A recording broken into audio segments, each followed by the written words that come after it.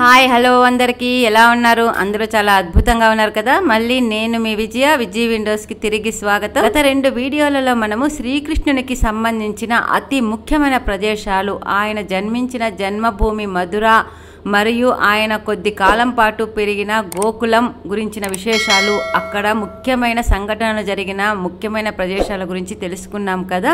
ఈ రోజు వీడియోలో శ్రీకృష్ణుడు తన బాల్యంలో తన తోటి గోప బాలులతో కలిసి చేసిన అద్భుతమైన లీలలు, గోపికలతో రాధాదేవితో కలిసి చేసిన రాస లీలలు జరిగిన అద్భుతమైన ప్రదేశమైన మధుర పక్కనే ఉన్న బృందావనంలోని కొన్ని ముఖ్యమైన సంఘటనలు జరిగిన ముఖ్యమైన ప్రదేశాల గురించి టూకీగా తెలుసుకుందాం. ఆలస్యం లేకుండా let's get into the video.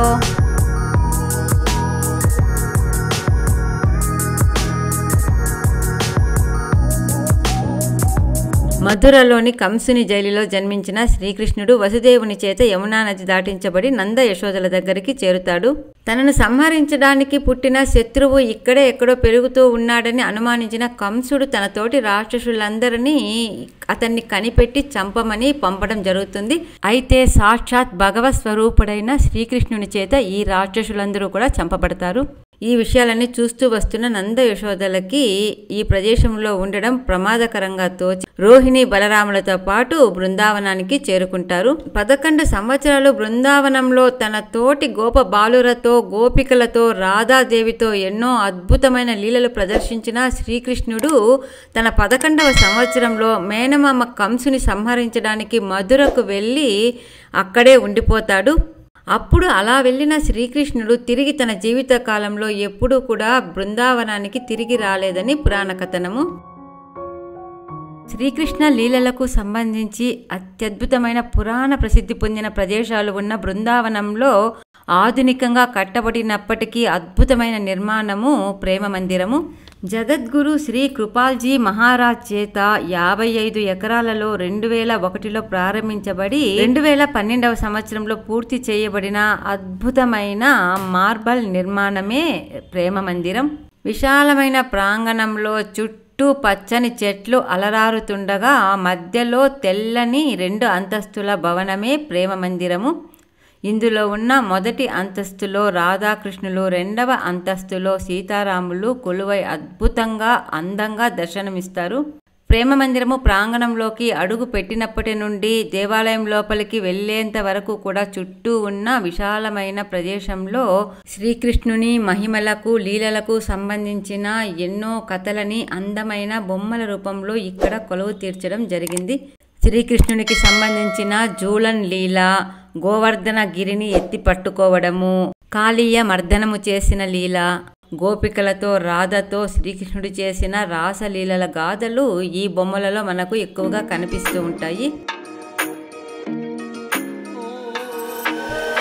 లోపలికి అడుగుపెట్టిన వెంటనే అద్భుతమైన స్తంభాలు, వాటిపైన ఇంకా అద్భుతంగా చెక్కిన శిల్పాలు, ఎటువైపు చూసిన తెల్లని చలువరాయితో తీర్చిదిద్దబడిన ఒక మార్వెలస్ గా ఈ ఆలయాన్ని అభివర్ణించవచ్చు.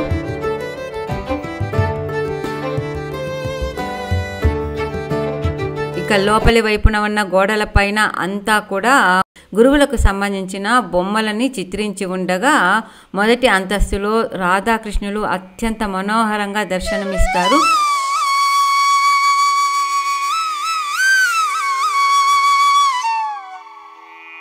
ఇక 2వ అంతస్తులో సీతారాములు అదే ప్రదేశంలో పైన భాగంలో ఉండి దర్శనమిస్తారు.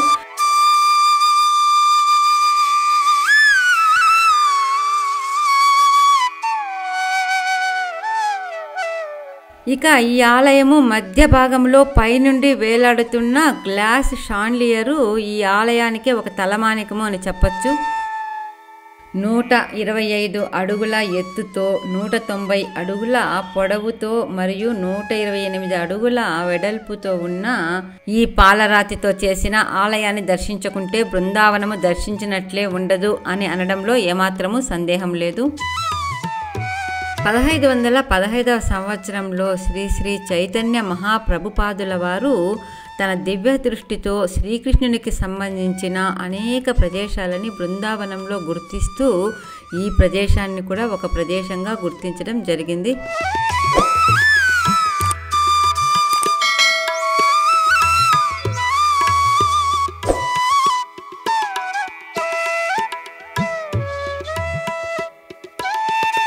బృందావనం వెళ్ళిన వాళ్ళు తప్పకుండా మొట్టమొదటిగా దర్శించే ఇంకొక ముఖ్యమైన ప్రదేశము ఠాకూర్ శ్రీ బంకే బిహారీజీ మందిర్.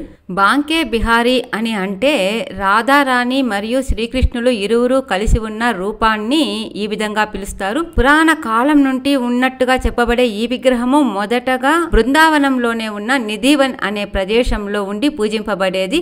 అయితే 1864వ సంవత్సరం నుండి ఈ బాంకే బిహారీ విగ్రహానికి ఒక సపరేట్ మందిరం కట్టి అప్పటి నుండి ఇక్కడ కొలవడం ప్రారంభమయ్యింది. రాధాకృష్ణులు ఇరువురు ఒకే విగ్రహంలో ఉన్నట్లు కనిపించే ఈ త్రిభంగ భంగిమ రూపంలో ఉన్న మూర్తిని మొదటగా స్వామి హరిదాసు కుంజ బిహారీ పేరుతో కొలిచేవాడు. ఆయన నిధివన్లో ఉన్న ఈ విగ్రహాన్ని ఈ ఆలయము కట్టి ఇక్కడ ప్రతిష్ఠించడం జరిగింది. ఈ ఆలయంలో శ్రీకృష్ణుని ఒక చిన్న పిల్లవాడి రూపంలో పూజిస్తూ ఉంటారు. అందుకే ఇక్కడ మార్నింగ్ హారతి కూడా ఉండదు. అదేవిధంగా ఈ ఆలయంలో కానీ చుట్టుపక్కల ఎక్కడా కానీ గంటలు మోగించరు.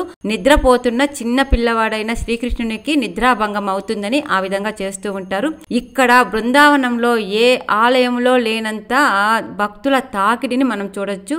ఆలయం లోపల గర్భగుడి ముందున్న హాల్ అంతా కూడా వెండి తాపడం చేయబడి అత్యంత ఆకర్షణీయంగా కనిపిస్తూ ఉంటుంది. గర్భగుడిలో స్వామి వారి ముందు ఒక తెర ఉంటుంది. ఆ తెరని చాలా వరకు మూస్తూ తెరుస్తూ ఉంటారు.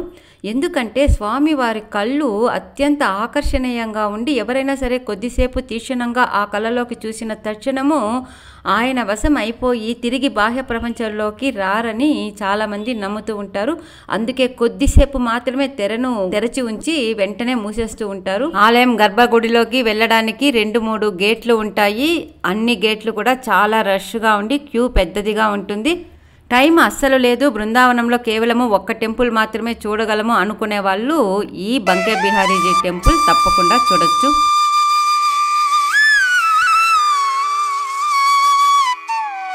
తర్వాత చూడవలసిన ఇంకొక ముఖ్యమైన ప్రదేశము నిధివన్. ఇక్కడ కళ్ళు చెదిరే అద్భుతమైన నిర్మాణాలు ఉండవు. పురాణ ప్రసిద్ధి పొందిన దేవాలయము ఉండదు. అయినా సరే నిధివన్ చూసిన ప్రతి ఒక్కరికి రాధాకృష్ణుల రాసలీలల గాథలతో మనసంతా నిండిపోతూ ఉంటుంది. దానికి కారణము ఇప్పటికీ ఇక్కడ జరిగే ఒక అద్భుతమైన విషయమే. ప్రతిరోజు రాత్రిపూట ఇప్పటికీ శ్రీకృష్ణుడు రాధాదేవితోనూ గోపికలతోనూ రాసలీలలు ఆడడానికి ఈ ప్రదేశానికి వస్తాడని ప్రతీతి. రాత్రిపూట వచ్చే గోపికలు తెల్లవారేసరికి అందరూ తులసి మొక్కలుగా మారిపోతారని చెబుతారు. దీనికి నిదర్శనగా ఇక్కడ ఉన్న తులసి మొక్కలు ఏవి కూడా సింగిల్గా ఉండవు. అన్నీ కూడా జంటగా ఉండి ఒకదానికొకటి పెనవేసుకొనే పెరుగుతూ ఉంటాయి.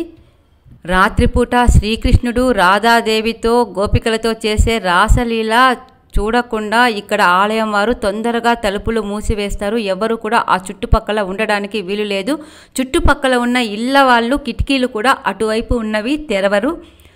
చుట్టుపక్కల ఇళ్లలో ఉన్న వాళ్ళకి అటువైపుగా వెళుతున్న వారికి ఆ సమయంలో కొన్ని గజ్జెల చప్పుళ్ళు కిలకిలా ధ్వనులు వినిపిస్తూ ఉంటాయని చెబుతూ ఉంటారు. అయితే ఎవరు కూడా అటువైపు చూడకూడదు. ఇక్కడ కనిపిస్తున్న సమాధులన్నీ ఆ సమయంలో శ్రీకృష్ణ రాసలీలలు చూడాలని ధైర్యం చేసి వెళ్ళిన వాళ్ళవి. రాధాకృష్ణుల ఏకాంతానికి భంగం కలిగించిన వాళ్ళు ఈ విధంగా మృతజీవులుగా మారడము ఇక్కడ జరుగుతూ ఉన్న ఒక విచిత్రము. నిధివన్లో రంగమహల్ అనే ఒక ఆలయాన్ని కూడా మనం చూస్తాము. ఈ ఆలయ పూజారులు రాత్రి వేళ హారతి అయిన తర్వాత అక్కడ ఒక గంధపు మంచము పక్కనే తాంబూలము, స్వీట్స్, నీరు లాంటివన్నీ ఉంచి తలుపులు వేసి వెళ్ళిపోతారు. ఉదయం లేచిన వెంటనే చూసినప్పుడు అక్కడ ఎవరో నిద్రించినట్లుగానే ఆ పక్క చెదిరి ఉండడము, అక్కడ ఉన్న పలహారము తాంబూలము కూడా ఎవరో కొద్దిగా తిని వదిలినట్లుగా కనిపించడమే ఇక్కడ ప్రతిరోజు కనిపించే ఒక వింత.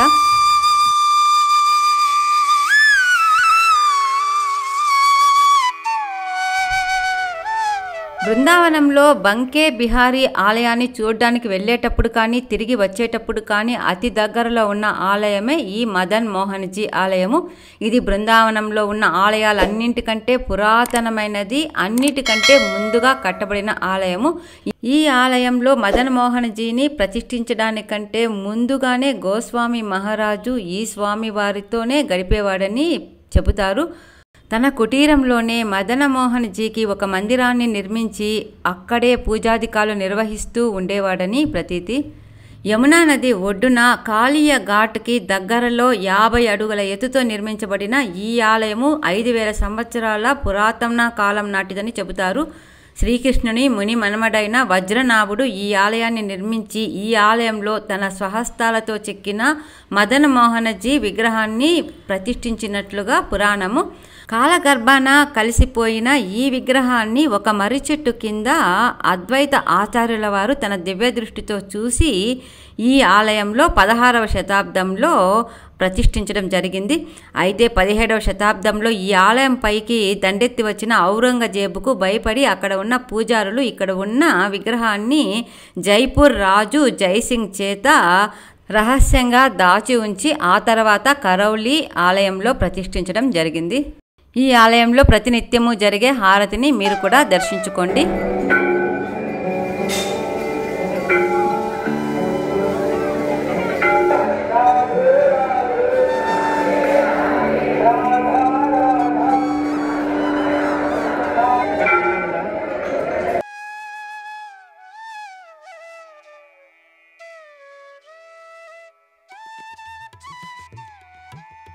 ఉత్తర భారతదేశంలో దక్షిణాది ఆలయాలలాగా నిర్మించిన ఏకైక ఆలయము బృందావనంలో ఉన్న ఈ రంగనాథ్జీ ఆలయము. ఈ ఆలయము ప్రధానంగా గోదాదేవి మరియు శ్రీరంగనాథులు కొలువైన ఆలయము. 1851వ సంవత్సరము శ్రీ రాధాకృష్ణజీ మరియు గోవిందదాస్జీ అనే సోదరులిద్దరూ ఈ ఆలయాన్ని నిర్మించడం జరిగింది. తమిళనాడుకు చెందిన 12 మంది ఆళ్వార్లో ఒకరైన గోదాదేవి భగవంతుడు శ్రీకృష్ణుని గురించిన రాసిన 143 పాసురాలు నాచియర్ తిరుమూలిలో తనకు ఉన్న 3 కోరికలను వివరించడం జరిగింది. 1 బృందావనంలో శ్రీకృష్ణుని పాదాల చెంత పూజ చేసుకోవడము. 2వ కోరిక శ్రీకృష్ణుడు ఆమెని భార్యగా స్వీకరించడము. ఈ కోరిక శ్రీ రంగనాథ స్వామి ద్వారా తీరింది. 3వ కోరిక స్వామివారికి 100 కుండల క్షీరాన్నాన్ని నైవేద్యంగా నివేదించడము. ఈ కోరికను 11వ శతాబ్దంలో శ్రీ రామానుజాచార్యుల వారు తీర్చడం జరిగింది. తీరకుండా ఉండిపోయిన ఆమె మొదటి కోరిక బృందావనంలో కృష్ణుని సేవించుకోవడం కోసము ఈ రంగనాథ స్వామి మందిరాన్ని ఇక్కడ నిర్మించి గోదాదేవిని కూడా ఆయన పక్కనే ప్రతిష్ఠించడం జరిగింది. ఆయనకు ఇంకొక వైపున గరుడు కొలువై ఉంటాడు. మిరిమిట్లు గొలిపే శీర్షమహల్తో పాటు 50 అడుగుల ఎత్తున్న బంగారు ధ్వజస్తంభము ఈ ఆలయము ప్రత్యేకత.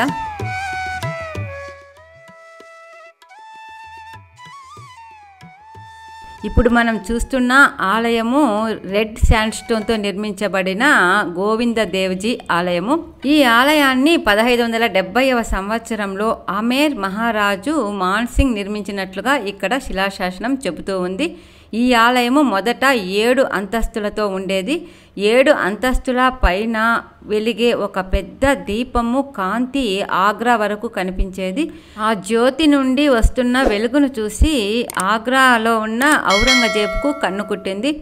ఆయన ఈ ఆలయం పైకి దండెత్తి వచ్చి ఆలయాన్ని ఈ విధంగా కూల్చివేయడం జరిగింది. ఆలయం గోడలపైన మసీదు గోడలు కట్టి కొద్ది రోజులు ఇక్కడ నమాజు చేసినట్లుగా కూడా ఆధారాలు ఉన్నాయి. అయితే ఔరంగజేబు ఆక్రమణ సమయంలో రాజా మాన్సింగ్ ఇక్కడ ఉన్న విగ్రహాలని జైపూర్కు తరలించడం జరిగింది. ఔరంగజేబ్ దురాక్రమణ జరిగిన 200 సంవత్సరాల తర్వాత బ్రిటిష్ వాళ్ళ కాలంలో ఈ ఆలయాన్ని పునర్నిర్మించడం జరిగింది. అయితే ఇప్పుడు కేవలము 3 అంతస్తుల ఆలయం మాత్రమే మిగిలింది. కేవలము 3 అంతస్తులే ఉన్న ఈ ఆలయంలో శిల్పకళా వైభవము ఇంత అద్భుతంగా ఉంటే 7 అంతస్తుల ఆలయము ఎంత వైభవంగా ఉండేదో అనిపించక మానదు.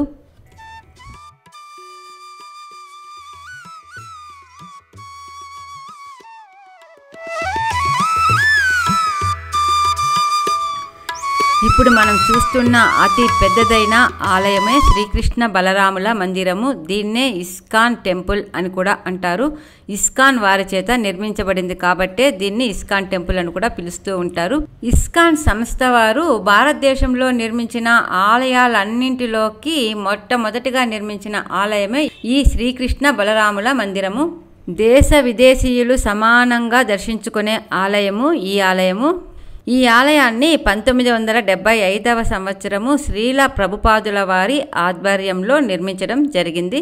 ఈ ఆలయము మనం మొదటగా చూసిన ప్రేమ మందిర్ ఆలయానికి కేవలం 1 కిలోమీటర్ దూరంలోనే ఉంటుంది. ఈ ఆలయంలో కృష్ణ బలరాముల మందిరంతో పాటు రాధాకృష్ణ మందిరము, చైతన్య మహాప్రభు మందిరము, నిత్యానంద ప్రభు మందిరము, జగన్నాథ మందిరాలు కూడా ఉంటాయి. బృందావనంలో సందర్శించే అతి ముఖ్యమైన కొద్ది ఆలయాల్లో ఇది కూడా ఒకటి.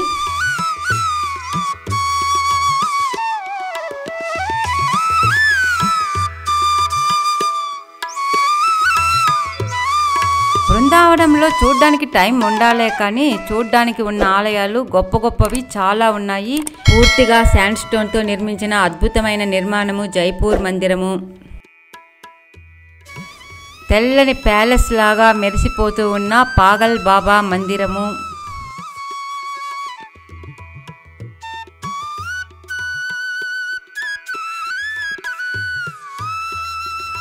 మెలికలు తిరిగిన అద్భుతమైన స్తంభాలు ఉన్న షాజీ టెంపుల్, శ్రీకృష్ణుడు కేసి అనే రాక్షసుని చంపిన యమునా నది తీరము కేశీ ఘాట్, గోపేశ్వర మహాదేవ్ ఆలయము,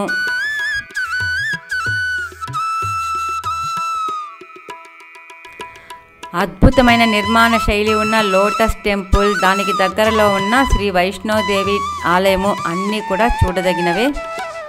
చూశారు కదా, ఇవేనండి బృందావనంలో ఉన్న మనం చూడవలసిన అతి ముఖ్యమైన ఆలయాలు. ఈసారి బృందావనం వెళ్ళినప్పుడు మీ వీలును బట్టి, దొరికిన టైంను బట్టి మీకు నచ్చిన ఆలయాలు తప్పకుండా చూసేయండి.